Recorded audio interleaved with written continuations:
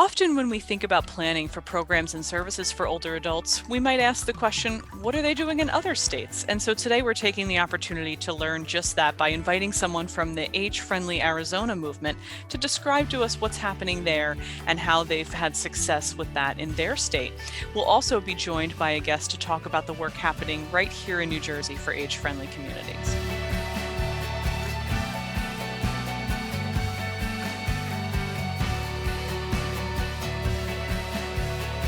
Welcome to Aging Insights. I'm your host, Melissa Chalker. Today I'm going to be joined by Amy St. Peter, the Deputy Executive Director of Maricopa Association of Governments, to talk about the age-friendly movement and how it's going there in Arizona. And then I'll also be joined by Julia Stoumbos from the Henry and Marilyn Taub Foundation to talk about local initiatives right here in New Jersey that are involving age friendliness and how we can push that effort to a statewide one. So Amy, thank you so much for joining us. It's really a pleasure to have you here. And as I said, we're going to be talking primarily about this concept of age friendly. So before we get into all of the other questions, maybe you could first just tell our audience, what does it mean when we say age friendly, and what would that look like to someone who's never heard of it before? Great. Thank you for that question. I think it's a really good place to start because when we talk about being age friendly, we're really talking about people of all ages being connected with each other and also with a sense of purpose. We want them to be connected to their communities, able to contribute, able to receive, and really able to take part fully in that sense of community because we all have strengths and we all have challenges. So I think it's important when we're talking about age friendly, not just to focus on the needs or perceived needs of any one age group, but rather to focus on our shared relationship and the value that we all give to that community then. Mm-hmm. And as our audience can probably tell, you're joining us from the beautiful state of Arizona. And so we're super grateful for that opportunity. What a wonderful thing Zoom is, that we can interview and talk with someone about an experience in another state so that people can understand why there might be a benefit of doing something similar here in our home state of New Jersey. So could you tell us a little bit about the organization you work for and what their role is in the age-friendly movement in Arizona? Excellent. Absolutely. I work with the Maricopa Association of Governments. We are the regional planning agency for the greater Phoenix region. That means that we're a council of governments as well as a metropolitan planning organization. Those two structures are present throughout the country. So you have those in New Jersey as well, and every state in the country has that. So what we're doing here in Arizona can be undertaken in a very similar way with partners that you have right in New Jersey as well. And so our role is that we created AgeFriendly Arizona. Originally, we started off at the regional level because we are a regional planning agency. Mm-hmm. But then thanks to a number of opportunities, we were able to expand statewide. And that effort has been very, very strong. And so now we have a network of more than a dozen different communities in very rural areas, very urban areas, and everything in between, all dedicated to better connecting to older adults with their communities. Mm-hmm. And as you said, this really started at a regional and a local level. And it's really important, I know from our previous conversations with you, it's really important for you all there that this is a community-driven movement. So can you explain a little bit about that? And as you mentioned, the different types of varieties of communities, you can sort of already hint at why, that community focus is so important. You know, it really is. It's important on at least two different levels as well as others. One, it's really important because if this effort is really driven by the community, then it's more relevant to the community. It's more responsive. The needs are fairly universal. We all need to belong. We all need a sense of purpose. We all need things like transportation, housing, healthcare. But beyond that, the solutions are very customized to that community because all communities essentially are different. And so we want to make sure that we're really embedding this work within the community. It makes it more relevant, but the second reason is it also makes it much more sustainable. Mm-hmm. And so when we're able to cultivate those community champions, they own this work and they're excited about it, and they'll make sure that it continues beyond any kind of grant or government kind of program. Mm-hmm. One of the indicators for success for us was when we transitioned out of meeting in conference rooms and started meeting in living rooms, because that's when we knew that was really owned by the community, and that the community then would really shepherd the effort into success for the long term. Yeah, that's a wonderful example of success. You said, you get, out of those conference rooms and out of just the sort of government officials and those, and get really to the people in the community to drive the initiatives and the things they want. Could you give us any other sort of very specifically localized accomplishments or things that came out of this because they were driven by those community members? Right, absolutely. And so right now in Arizona, we have older adults, hundreds of older adults now, receiving rides and those transportation services because of Age Friendly Arizona, because of the efforts underway. So in particular, through the Rural Transportation Incubator Program that was really launched with support from the Harry and Jeanette Weinberg Foundation, and Grit Markers and Aging has been a stalwart partner in all of this. We're able to provide those transportation services for the first time ever. But often comes down to the community really owning that. And so, for example, in one community that we worked with a while back, one of the big catalysts for that was a granddaughter of an older adult who needed to get to dialysis. She wrote in a letter to the editor in the local newspaper talking about how her grandparent absolutely needed transportation for this life-saving treatment and had no way of getting there. And could the community help? Well, the community stepped with volunteers, and then they were able to provide those transportation services until another center for dialysis was able, in years after that, to form in the town. So the community can really step in and move very, very quickly, much more quickly sometimes than some of our other more traditional partners, because they have the heart, they have the passion, and they own this work moving forward. Yeah, that's a great example. And we certainly here in New Jersey can relate to transportation needs because it's definitely a big factor in all of this. And so, you mentioned, your organization's role. What has been the role of your state government there in this process, and why is that an important factor in success as well? It's really important for us to be working statewide in these issues. Originally, we did start at that regional level, but we found by meeting with the governor's office on aging here in Arizona that there were so many opportunities. When we look at what communities can learn from each other, it's significant. And working at the statewide level really helps us to achieve those economies of scale. Also, in partnering very closely with the state, for example, the Arizona Department of Transportation, we're able to implement solutions at that systems level, and we're able to amplify the benefit then. And we're able to have a much bigger impact, much more sustainable impact, because we're at that systems level and not going from one community to the next and making the incremental change. We're able to really ramp up those efforts much more so in working statewide. So in addition to what you've said about the role of state government and the role of your organization in particular, who were some other early adopters or advocates for this that have really helped it be a successful movement? Absolutely. So early on during the Great Recession, which is right when Age Friendly Arizona was formed, it was our elected officials. They were very concerned about the funding reductions that had been made to programs that served older adults. At the same time, the Virginia G. Piper Charitable Trust had come forward and said, we're concerned about older adults too. Is there something that we could do together? And so that's really what started this. It was very much a partnership between our local governments and a local foundation. And so that was a critical alignment because each brought something different to the table. So foundations can play such a critical role in work like this because they can be less risk adverse sometimes than the public sector. They can be very project specific. And so they can demonstrate that proof of concept, provide the seed funding, be kind of that trusted messenger in the community to bring people together, particularly people that don't always work together.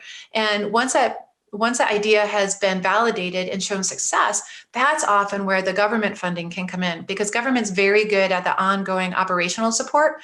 And that dovetails very nicely into picking up where foundations maybe might need to leave off. Maybe they aren't really built for sustaining a program long-term, particularly in terms of the operations. So they each bring a different skill set and a different circle of influence to the table, but both are really needed for that program to launch and then to be successful. Yeah, it's clear that the broad picture is that the more support, the better, and the more brains at the table, the better, right? Absolutely. Definitely. And is there any other advice that you would give to a state considering taking on this endeavor of making their state more age friendly? Right. So the first one really is to be brave and clunky. Brave because it takes someone kind of being bold, right? To say we're going to be more age friendly and we're going to do things differently. But I think what's heartening to think about is if you're thinking about this, other people are too. And so to get out there and start working with those partners, the traditional ones as well as the untraditional ones. And that's where the clunky part comes in, because it may feel awkward at first. And we really need to be intentional and very focused on developing a shared language, a shared understanding, a common goal that's mutually beneficial. And to understand that if we're looking at the people and places, the things are important to older adults, that's who our partners should be. And so we can really start with the interests or priorities of older adults, follow those who identify those partners that need to be at the table, and then figure out a way to add value for them. Because people will come to the first meeting, maybe because they know you and they like you. They might come to the second meeting because they think, this topic's really important. They're not going to come to the third meeting unless you're adding value to them. And so in all these partnerships, it's important to look at who else should be at the table and what can we do to benefit them. And when you have that mutually beneficial partnership, that's when it really lasts. And that's when people are really signing on for the long term. Yeah.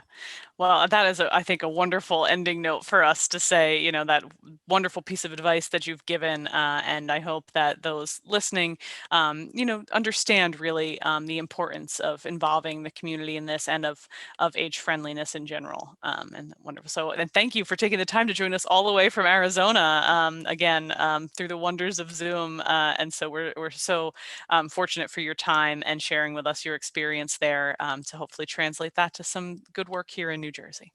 Yes, thank you very much. Thanks.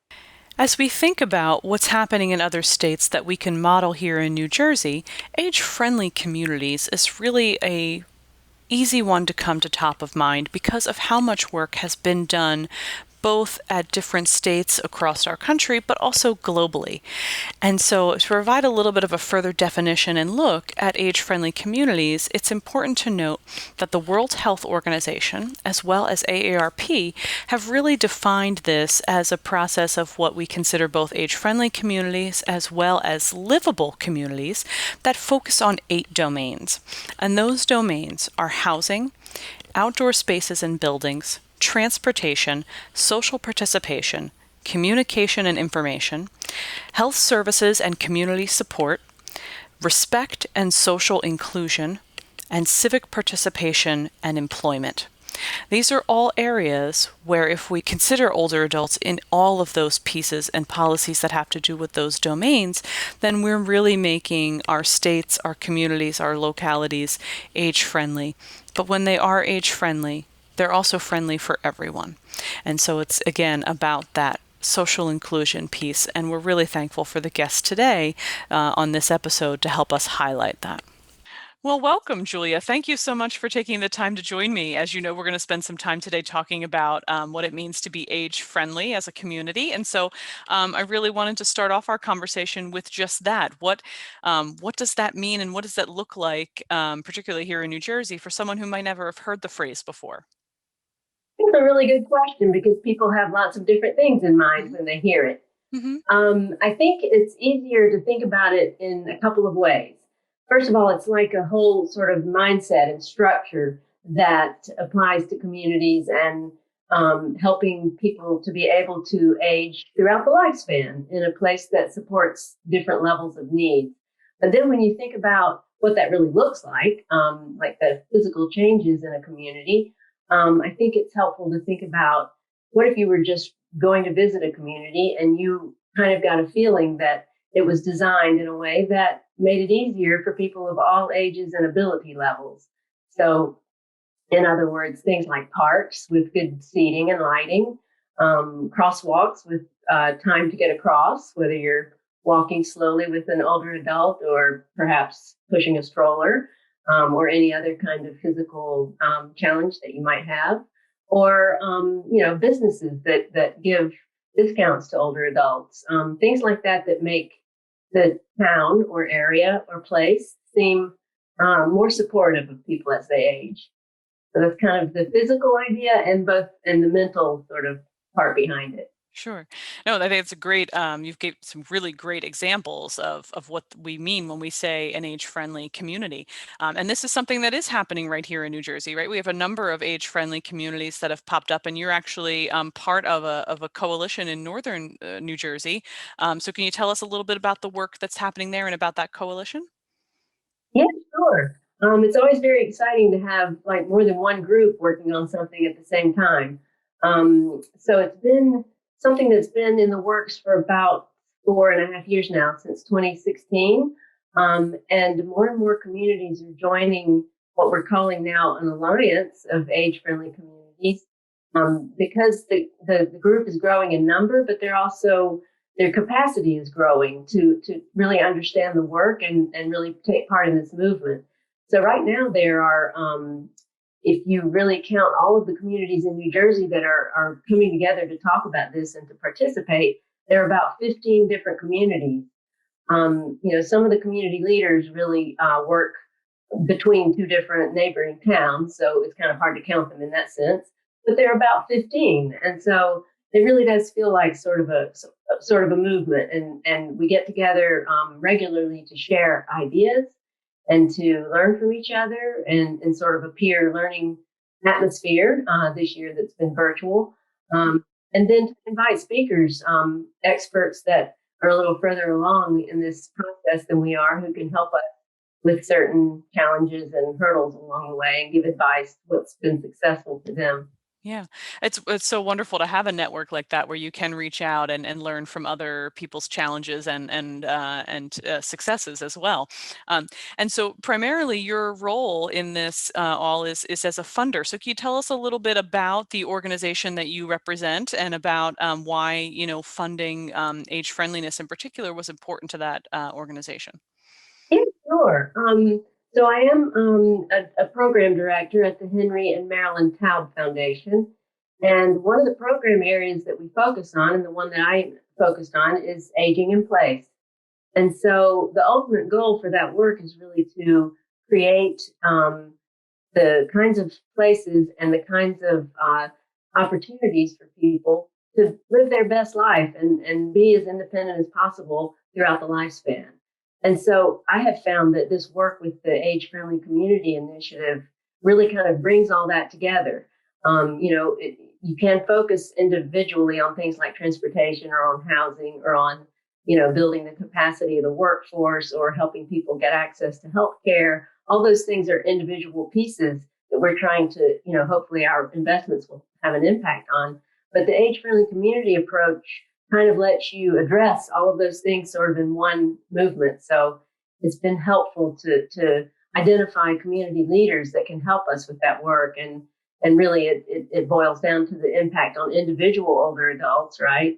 But through the work of this coalition and other leaders in the state, it feels like it's a little bit easier to move towards policy changes that then come back and help have an impact on individuals.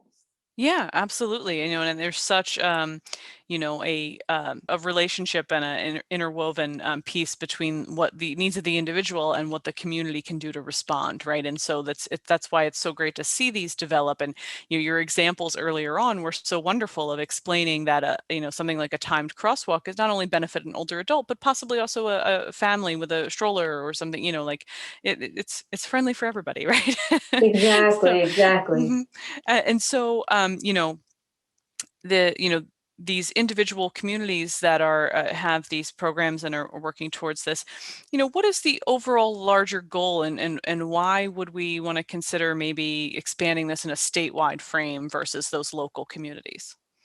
Well, I think that when I think about the bigger goal or the longer term goal, I think that of it sort of like a self perpetuating, like a process where we're hearing from these local individual leaders and the constituents who are the residents of their towns and taking what we're learning about some of the systemic, problems that prevent them from being able to be a little bit more of an age-friendly community and trying to incorporate that into some policy recommendations, trying to understand what's not working so well and take that to the decision makers who can do something about it, and then sort of create a feedback loop so that we can, they can maybe try some things, and we have these local groups in place all teed up and ready to go and willing to implement the changes, and then see how they work and really hear from the constituents in the residents of their communities and see if it's working, and then give feedback. If it's not, let's try something else. But the encouraging thing is that we're not just starting from scratch with this, and we have some communities around us, some states around us and further away that sort of have had successes that we can learn from. California and Colorado and New York State and Massachusetts have all been on this path a little longer than we have and have more of a statewide approach that's a little more sustainable because of that. And so, we're aiming for that, and I think it's something achievable, but starting sort of at this local level has given us ideas of how to move forward. Yeah. Are there any more successes or examples from some of those communities that you'd like to share with us?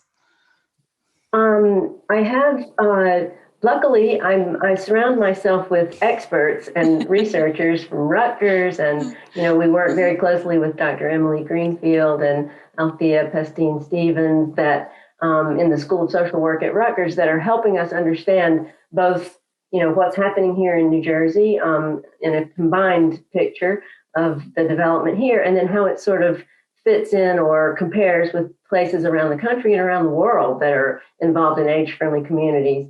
So they're often sort of presenting back to us what they're learning about our groups, and then also sharing with us things they're learning at a more global level. And I think that, I like to think of it as states that have been successful sort of have put aging into all policies, multiple, many departments across the state government are thinking in that way about how the policies that they create impact older adults. And then coming up with something that some states have called a master plan for aging, or aging in all policies, or, that kind of thing is sort of an ultimate goal we have here in New Jersey. Yeah. Well, it sounds like the key to all of this is really learning, right? It's surrounding yourself, as you said, with people who can help to not only move this forward, but whom you can learn from, whether it's right here in our own state and utilizing researchers at Rutgers, or learning from the states that have already expanded this to a statewide effort. So I think that'll be our takeaway, is that learning is an important part of this process and being open to it. So we really appreciate you taking the time to share with us so that our viewers can learn a little bit more about this process as well. So thank you. Thank you. Thanks so much for inviting me. And luckily we have a person who's been communicating on our behalf. And so I can give you some resources people can refer to if they'd like some more information. Thank you. That's what I was going to say. In all of this learning, it'd be nice if people had a spot to go learn more about what's happening right here in New Jersey. So is there a website that they can access that information at? Yes, I'll share it with you. At the moment, everything is sort of living on the Taub Foundation's website, but we soon will be unveiling, like you just unveiled a new change. We'll be unveiling a website that's dedicated specifically to the Alliance of Age-Friendly Communities, and that would be a place people could go to get more information. Great. But certainly going to the Taub Foundation's website now will get them that. And whenever this new website is there, I'm sure there'll be a link on the Taub's Foundation's website as well, so people can find that. Exactly. Yes, that's exactly right. Wonderful. Thank you, Julia. Really appreciate your time today. Thank you, Melissa.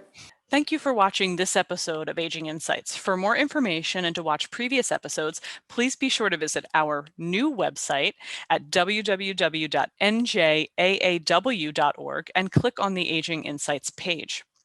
We hope that you found this episode helpful and that you learned something about age-friendly communities and the efforts that are happening here in New Jersey. And don't forget to visit the Taub Foundation's website to learn more about those communities. For further information and assistance, we always recommend that you contact your County Office on Aging for support. Their numbers can be found also on that new website, or you can call the state hotline at 1-877-222-3737. And please, wear your mask, wash your hands, and keep a safe physical distance from others, but remain socially connected. Thanks again for watching, and be sure to tune in next time.